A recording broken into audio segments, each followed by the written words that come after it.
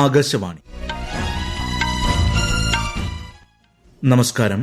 വാർത്തകൾ വായിക്കുന്നത് Carol Thresiamma Abraham.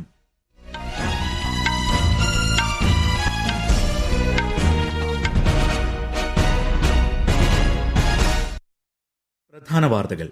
പ്രധാനമന്ത്രി നരേന്ദ്രമോദി മാൽഡീവ്സ് പ്രസിഡന്റ് മുഹമ്മദ് മുയിസുവുമായി പ്രതിനിധിതല ചർച്ച നടത്തി. ഇരു രാജ്യങ്ങളും വിവിധ കരാറുകളിൽ ഒപ്പുവച്ചു. 2 ദിവസത്തെ സന്ദർശനത്തിനായി പ്രധാനമന്ത്രി നാളെ തമിഴ്നാട്ടിലെത്തും. സംസ്ഥാനത്ത് വിവിധ വികസന പദ്ധതികൾക്ക് അദ്ദേഹം തുടക്കം കുറിക്കും. നിയമസഭ പാസാക്കിയ ബില്ലുകളിൽ തീരുമാനം വൈകുന്നതുമായി ബന്ധപ്പെട്ട് ഗവർണർക്കെതിരെ സമർപ്പിച്ച ഹർജികൾ പിൻവലിക്കാൻ കേരളത്തിന് സുപ്രീംകോടതിയുടെ അനുമതി. പാർലമെന്റിൽ ഇന്നും പ്രതിപക്ഷ പ്രതിഷേധം. പഹൽഗാം ഭീകരാക്രമണവും ഓപ്പറേഷൻ സിന്ദൂറും തിങ്കളാഴ്ച പാർലമെന്റിൽ ചർച്ച ചെയ്യുമെന്ന് കേന്ദ്രമന്ത്രി കിരൺ റിജിജു. ഫിഡെ വനിതാ ലോകകപ്പ് സെമിയിൽ ഇന്ത്യൻ വനിതാ 1-ാം നമ്പർ താരം കൊനേരു ഹംപിക്ക് ഉജ്ജ്വല വിജയം.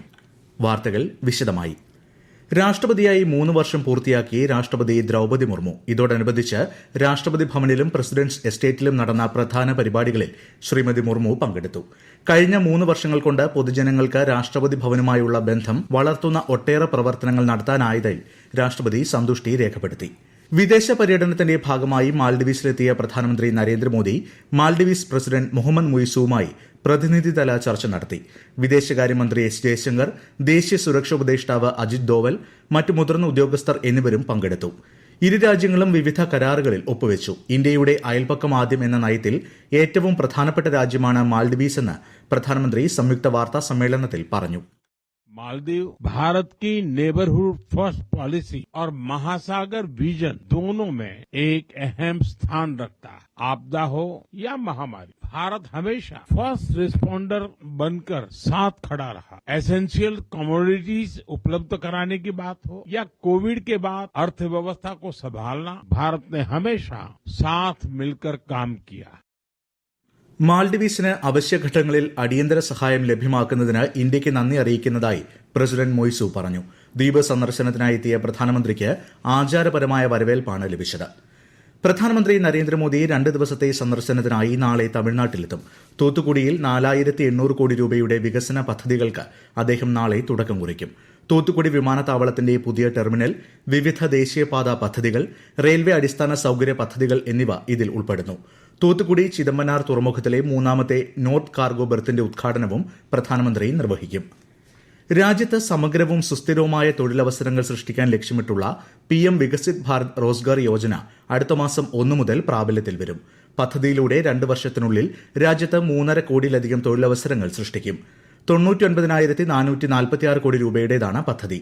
ഇതിൽ 1.92 കോടി ഗുണഭോക്താക്കൾ ആദ്യമായി തൊഴിൽ സേനയിൽ പ്രവേശിക്കുന്നവരായിരിക്കും. നിയമസഭ പാസാക്കിയ ബില്ലുകളിൽ തീരുമാനം വൈകുന്നതുമായി ബന്ധപ്പെട്ട് ഗവർണർക്കെതിരെ സമർപ്പിച്ച 2 ഹർജികൾ പിൻവലിക്കാൻ കേരളത്തിന് സുപ്രീംകോടതിയുടെ അനുമതി. നീക്കത്തിനെതിരെ കേന്ദ്ര സർക്കാർ ഉയർത്തിയ വാദങ്ങൾ പരമോന്നത കോടതി തള്ളി. Justice PS Narasimha, justice AS Chandurkar എന്നിവരടങ്ങിയ ബെഞ്ചിന്റേതാണ് തീരുമാനം. ഹർജി പിൻവലിക്കുന്നതിൽ നിന്നും പരാതിക്കാരനെ തടയാനാവില്ലെന്ന് ജസ്റ്റിസ് PS നരസിംഹ അഭിപ്രായപ്പെട്ടു. അത്യാധുനിക റഡാർ സംവിധാനങ്ങൾ കരസേനയ്ക്ക് ലഭ്യമാക്കാൻ ലക്ഷ്യമിട്ടുള്ള കരാറിൽ പ്രതിരോധ മന്ത്രാലയവും ഭാരത് ഇലക്ട്രോണിക്സ് ലിമിറ്റഡും ഒപ്പുവച്ചു. 2000 കോടി രൂപയുടേതാണ് കരാർ. ശത്രു രാജ്യങ്ങളുടെ ആളില്ലാ വിമാനങ്ങൾ, പോർ വിമാനങ്ങൾ, ഹെലികോപ്റ്ററുകൾ എന്നിവയെ ഫലപ്രദമായി ചെറുക്കാൻ ഈ സംവിധാനം സഹായിക്കും. ന്യൂഡൽഹിയിൽ പ്രതിരോധ സെക്രട്ടറിയുടെ സാന്നിധ്യത്തിലാണ് കരാർ കൈമാറ്റം നടന്നത്.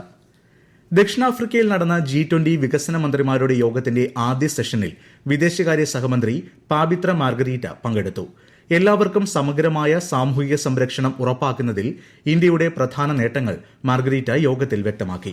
അന്താരാഷ്ട്ര സോളാർ സഖ്യത്തിലും ദുരന്ത പ്രതിരോധ അടിസ്ഥാന സൌകര്യങ്ങൾക്കായുള്ള സഖ്യത്തിലും ചേരാൻ അദ്ദേഹം ദക്ഷിണാഫ്രിക്കയെ ക്ഷണിച്ചു. ഈ വാർത്തകൾ ആകാശവാണിയിൽ നിന്ന്. ആകാശവാണി വാർത്തകളും വാർത്താ അധിഷ്ഠിത പരിപാടികളും all India radio news Thiruvananthapuram YouTube ചാനലിലും @all India radio news Thiruvananthapuram Facebook പേജിലും AIR ന്യൂസ് തിരുവനന്തപുരം ഇൻസ്റ്റഗ്രാം അക്കൌണ്ടിലും @AIR ന്യൂസ് TVM X ഹാൻഡിലും ലഭ്യമാണ്. വർഷകാല സമ്മേളനത്തിന്റെ 5ാം ദിനവും പ്രതിപക്ഷ പ്രതിഷേധത്തെ തുടർന്ന് പാർലമെന്റിന്റെ ഇരുസഭകളും പിരിഞ്ഞു. കാർഗിൽ യുദ്ധത്തിൽ രാജ്യത്തിനായി ജീവൻ സമർപ്പിച്ച ധീര സൈനികരുടെ ത്യാഗങ്ങളെ അനുസ്മരിച്ചുകൊണ്ടാണ് ഇന്ന് ലോക്സഭാ നടപടികൾ ആരംഭിച്ചത്. നാളെയാണ് കാർഗിൽ വിജയ് ദിവസ്. രാജ്യസഭ രാവിലെ സമ്മേളിച്ചപ്പോൾ മക്കൾ നീതിമയ്യം പാർട്ടി നേതാവും പ്രശസ്ത നടനുമായ കമൽഹാസൻ ഉൾപ്പെടെ തമിഴ്നാട്ടിൽ നിന്നും 4 പേർ രാജ്യസഭാ അംഗങ്ങളായി സത്യപ്രതിജ്ഞ ചെയ്തു. ബീഹാർ തീവ്ര വോട്ടർ പട്ടിക പരിഷ്കരണം ഉൾപ്പെടെയുള്ള വിഷയങ്ങളിലെ പ്രതിപക്ഷത്തിന്റെ പ്രതിഷേധത്തെ തുടർന്ന് സഭാ നടപടികൾ ഇന്നത്തേക്ക് പിരിയുകയായിരുന്നു. രാജ്യസഭയിലും സമാന രീതിയിലുള്ള പ്രതിഷേധമാണ് നടന്നത്. വർഷകാല സമ്മേളനത്തിൽ സഭയുടെ സുഗമമായ പ്രവർത്തനം ഉറപ്പാക്കുന്നതിനായി ലോക്സഭാ സ്പീക്കർ ഓം ബിർള ഇന്ന് ലോക്സഭയിലെ എല്ലാ പാർട്ടികളുടെയും യോഗം വിളിച്ചു ചേർത്തു. തിങ്കളാഴ്ച മുതൽ സഭയുടെ സുഗമമായ പ്രവർത്തനം ഉറപ്പാക്കാൻ യോഗത്തിൽ ധാരണയായി. പഹൽഗാം ഭീകരാക്രമണവും ഓപ്പറേഷൻ സിന്ദൂറും സംബന്ധിച്ച് തിങ്കളാഴ്ച പാർലമെന്റിൽ പ്രത്യേക ചർച്ച നടത്തുമെന്ന് കേന്ദ്രമന്ത്രി കിരൺ റിജിജു. ലോക്സഭാ സ്പീക്കർ ഓം ബിർള വിളിച്ച സർവകക്ഷി യോഗത്തിന് ശേഷം മാധ്യമങ്ങളോട് സംസാരിക്കുകയായിരുന്നു അദ്ദേഹം. आज business advisory committee Lok Sabha speaker के माध्यम से बुलाए गए थे, तो आज बीएससी में ये निर्णय हुआ कि अगले सप्ताह यानी कि मंडे को special discussion on terrorist attack in Pahalgam and in response to that the operation Sindoor carried out by Indian arm forces, इस पे हम चर्चा करेंगे. तो मंडे से अच्छी तरह से हम सदन चलाने के लिए आज सब पार्टी ने मिल करके एग्री किया है. ജോർജിയയിൽ നടക്കുന്ന ഫിഡെ വനിതാ ലോകകപ്പ് സെമിയിൽ ഇന്ത്യൻ വനിതാ 1-ാം നമ്പർ താരം കൊനേരു ഹംപിക്ക് ഉജ്ജ്വല വിജയം.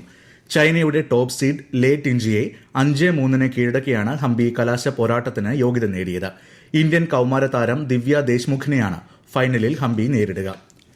പ്രധാനമന്ത്രി നരേന്ദ്രമോദി ആകാശവാണിയിലൂടെ ജനങ്ങളുമായി ആശയങ്ങൾ പങ്കുവയ്ക്കുന്ന പ്രതിമാസ റേഡിയോ പ്രഭാഷണ പരിപാടി മൻ കി ബാത് ഈ മാസം 27 രാവിലെ 11 മണിക്ക്. പരിപാടിയുടെ 124-ാം പതിപ്പാണ് ഇത്. കണ്ണൂർ സെൻട്രൽ ജയിലിൽ നിന്ന് സൌമ്യ വധക്കേസ് പ്രതി ഗോവിന്ദച്ചാമി തടവ് ചാടിയ സംഭവവുമായി ബന്ധപ്പെട്ട് 4 ജയിൽ ഉദ്യോഗസ്ഥർക്ക് സസ്പെൻഷൻ. സംഭവത്തെക്കുറിച്ച് വിശദമായ അന്വേഷണം നടത്താൻ ജയിൽ ഡിജിപി ഉത്തരവിട്ടു. പിന്നീട് പോലീസ് പിടികൂടിയ ഇയാളെ കണ്ണൂർ സെൻട്രൽ ജയിലിൽ എത്തിച്ച് തെളിവെടുപ്പ് നടത്തിയതിനു ശേഷം കോടതിയിൽ ഹാജരാക്കി. നാളെ വിയ്യൂർ സെൻട്രൽ ജയിലിലേക്ക് മാറ്റും. കേരളത്തിൽ സ്കൂൾ സമയമാറ്റം സംബന്ധിച്ച് സർക്കാരിന്റെ തീരുമാനം ഭൂരിഭാഗം വരുന്ന സംഘടനകളും അനുകൂലിച്ചതായി മന്ത്രി വി ശിവൻകുട്ടി. ഈ വർഷം നിലവിൽ നിശ്ചയിച്ച രീതി തുടരുമെന്നും പുതിയ മാറ്റങ്ങൾ അടുത്ത അധ്യയന വർഷം പരിഗണിക്കുമെന്നും അദ്ദേഹം പറഞ്ഞു. ഹൈസ്കൂൾ വിഭാഗത്തിന് രാവിലെ 15 മിനിറ്റും ഉച്ചകഴിഞ്ഞ് 15 മിനിറ്റും അധിക പ്രവൃത്തി സമയം ഉൾപ്പെടുത്തി രാവിലെ 9:45 മുതൽ വൈകുന്നേരം 4:15 വരെയാണ് നിലവിൽ നിശ്ചയിച്ചിട്ടുള്ളത്. കേരളത്തിൽ അതിശക്തമായ മഴ തുടരുമെന്ന് കേന്ദ്ര കാലാവസ്ഥാ വകുപ്പ്. കൊല്ലം, പത്തനംതിട്ട, ആലപ്പുഴ, കോട്ടയം, എറണാകുളം, ഇടുക്കി, തൃശൂർ ജില്ലകളിൽ ഓറഞ്ച് ജാഗ്രത പ്രഖ്യാപിച്ചു. മറ്റെല്ലാ ജില്ലകളിലും മഞ്ഞ ജാഗ്രതയാണ്. നാളെയും 7 ജില്ലകളിൽ ഓറഞ്ച് ജാഗ്രതയും മറ്റെല്ലാ ജില്ലകളിലും മഞ്ഞ ജാഗ്രതയും നൽകിയിട്ടുണ്ട്. കേരള, കർണാടക, ലക്ഷദ്വീപ് തീരങ്ങളിൽ ഈ മാസം 28 വരെ മത്സ്യബന്ധനത്തിന് വിലക്കേർപ്പെടുത്തി. ഇന്ത്യ UK സമഗ്ര സാമ്പത്തിക വ്യാപാര കരാർ രാജ്യത്തെ കർഷകർ, മത്സ്യത്തൊഴിലാളികൾ, കരകൌശല വിദഗ്ധർ എന്നിവരെ ശാക്തീകരിക്കുമെന്ന് പ്രധാനമന്ത്രി നരേന്ദ്രമോദി. എല്ലാ ദിവസവും മികച്ച വിലയിൽ ഗുണമേന്മയുള്ള ഉത്പന്നങ്ങൾ ഉറപ്പാക്കാനും ഇത് സഹായിക്കും. ഒരു ദേശീയ പത്രത്തിൽ പ്രസിദ്ധീകരിച്ച കേന്ദ്ര വാണിജ്യമന്ത്രി പീയൂഷ് ഗോയലിന്റെ ലേഖനം സമൂഹമാധ്യമത്തിലൂടെ പങ്കുവയ്ക്കുകയായിരുന്നു പ്രധാനമന്ത്രി. സമുദ്രോത്പന്നങ്ങൾ, സുഗന്ധവ്യഞ്ജനങ്ങൾ എന്നീ മേഖലകളിൽ കരാറിലൂടെ കേരളത്തിന് പ്രയോജനം ലഭിക്കുമെന്നാണ് പ്രതീക്ഷ. ഇന്ത്യ UK സ്വതന്ത്ര വ്യാപാര കരാർ ഉത്പാദനം, സേവനം, വ്യവസായം എന്നിവയുൾപ്പെടെ രാജ്യത്തെ വിവിധ മേഖലകൾക്ക് ഗുണം ചെയ്യുമെന്ന് RBI ഗവർണർ സഞ്ജയ് മൽഹോത്ര. യുഎസുമായുള്ള വ്യാപാര ചർച്ചകൾ പുരോഗമിക്കുകയാണെന്നും സഞ്ജയ് മൽഹോത്ര വ്യക്തമാക്കി. ഇന്ത്യ UK സ്വതന്ത്ര വ്യാപാര കരാർ യാഥാർത്ഥ്യമായതോടെ ഉത്തരാഖണ്ഡിലെ ബസുമതി അരിക്ക് അന്താരാഷ്ട്ര വിപണിയിൽ മികച്ച വില ലഭിക്കുമെന്ന് മുഖ്യമന്ത്രി പുഷ്പർ സിംഗ് ധാമി. പ്രാദേശിക ഉത്പന്നങ്ങൾക്ക് വലിയ തോതിൽ വിപണി സാധ്യത ഉറപ്പുവരുത്താനുള്ള സുപ്രധാന ചുവടുവയ്പ്പാണ് കരാറെന്നും ഇത് സംസ്ഥാനത്തെ കർഷകരുടെ വരുമാനവും വർദ്ധിപ്പിക്കുമെന്നും അദ്ദേഹം സമൂഹമാധ്യമത്തിൽ കുറിച്ചു. കേന്ദ്ര സർക്കാരിന്റെ സുപ്രധാന ഇൻഷുറൻസ് പദ്ധതിയായ പ്രധാനമന്ത്രി സുരക്ഷാ ബീമാ യോജനയിൽ എല്ലാ വിദ്യാർത്ഥികളെയും ചേർക്കാനുള്ള നടപടിയുമായി കേരളത്തിലെ മലപ്പുറം ജില്ലയിലെ Markaz arts and science college. ഏകദേശം 700 ബിരുദാനന്തര വിദ്യാർത്ഥികളാണ് PMSBVയിൽ ചേരുന്നത്. തായ്ലൻഡ്, കംബോഡിയ അതിർത്തിയിൽ സംഘർഷം രൂക്ഷമാകുന്നു. ആക്രമണങ്ങളിൽ 14 തായ് പൌരന്മാർ കൊല്ലപ്പെട്ടു. 46ഓളം പേർക്ക് പരിക്കേറ്റു. പ്രധാന വാർത്തകൾ വീണ്ടും. പ്രധാനമന്ത്രി നരേന്ദ്രമോദി മാൽഡീവ്സ് പ്രസിഡന്റ് മുഹമ്മദ് മുയിസുവുമായി പ്രതിനിധിതല ചർച്ച നടത്തി. ഇരു രാജ്യങ്ങളും വിവിധ കരാറുകളിൽ ഒപ്പുവച്ചു. 2 ദിവസത്തെ സന്ദർശനത്തിനായി പ്രധാനമന്ത്രി നാളെ തമിഴ്നാട്ടിലെത്തും. സംസ്ഥാനത്ത് വിവിധ വികസന പദ്ധതികൾക്ക് അദ്ദേഹം തുടക്കം കുറിക്കും. നിയമസഭ പാസാക്കിയ ബില്ലുകളിൽ തീരുമാനം വൈകുന്നതുമായി ബന്ധപ്പെട്ട് ഗവർണർക്കെതിരെ സമർപ്പിച്ച ഹർജികൾ പിൻവലിക്കാൻ കേരളത്തിന് സുപ്രീം കോടതിയുടെ അനുമതി. പാർലമെന്റിൽ ഇന്നും പ്രതിപക്ഷ പ്രതിഷേധം. പഹൽഗാം ഭീകരാക്രമണവും ഓപ്പറേഷൻ സിന്ദൂറും തിങ്കളാഴ്ച പാർലമെന്റിൽ ചർച്ച ചെയ്യുമെന്ന് കേന്ദ്രമന്ത്രി കിരൺ റിജിജു. ഫിഡെ വനിതാ ലോകകപ്പ് സെമിയിൽ ഇന്ത്യൻ വനിതാ ഒന്നാം നമ്പർ താരം കൊനേരു ഹംപിക്ക് ഉജ്ജ്വല വിജയം. വാർത്തകൾ കഴിഞ്ഞു. അടുത്ത വാർത്താ പ്രക്ഷേപണം രാത്രി 8:35.